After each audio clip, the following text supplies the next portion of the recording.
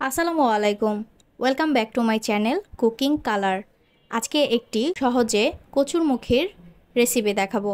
যে কেউ রেসিপিটা দেখলে একদম ইজিলি রান্না করতে পারবেন। নতুনদের জন্য একদমই সহজ একটা রেসিপি।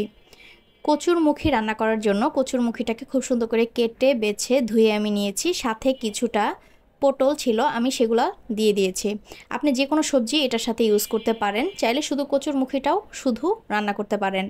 আর আমি পেঁয়াজ এবং কাঁচামরিচ, আদা, রসুন একসাথে একটা ব্লেন্ড করে নিয়েছি। এখানে কিছুটা পরিমাণের আপনি চাইলে চিংড়ি মাছ ইউজ করতে পারেন। আমি এখানে আস্ত দুটোই চিংড়ি মাছও ইউজ করেছি, যেটা একদম মিক্সড করে ব্লেন্ডার করে আমি নিয়েছি। অনুযায়ী 2 টেবিল চামচ গুঁড়ো হলুদ, 1 টেবিল চামচ গুঁড়ো মরিচ এবং লবণ পরিমাণ মতো ইউজ করে নেবেন। আমি 2-3 টুকরা আস্ত চিংড়ি মাছও ইউজ করলাম। আপনারা চাইলে পরিমাণে আরও বেশি চিংড়ি মাছ ইউজ করতে পারবেন, কিংবা চিংড়ি মাছটাকে মশলার সাথে ব্লেন্ড করেও দিতে পারবেন।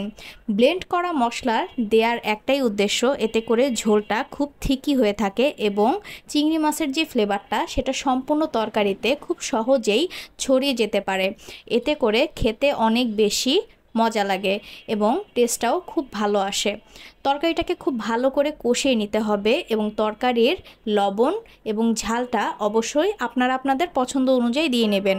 তরকারিতে কি পরিমাণ ঝোল রাখবেন সেটা আপনার নিজস্ব পছন্দ অনুযায়ী পানি কমিয়ে বা বাড়িয়ে দিতে পারেন।